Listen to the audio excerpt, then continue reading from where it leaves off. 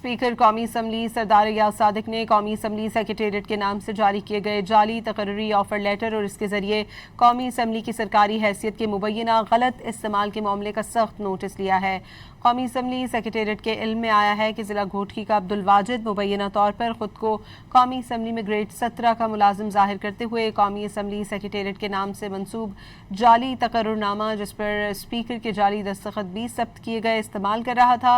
इत्तलात के मुताबिक मज़कूरा शख्स न सिर्फ सरकारी एहलकारों और पुलिस को गुमराह करके मुबैना तौर पर गैर कानूनी मराहत और प्रोटोकॉल हासिल करता रहा, वो आम शहरियों को मुख्तलिफ तरीकों से हरासा करने और दबाव में रखने में भी मुलव्वस रहा। स्पीकर कौमी असम्बली की हिदायत पर director general federal investigation agency और IG सिंध को तहकीकात के लिए बाज़ाब्ता खतूत अरसाल किए गए हैं।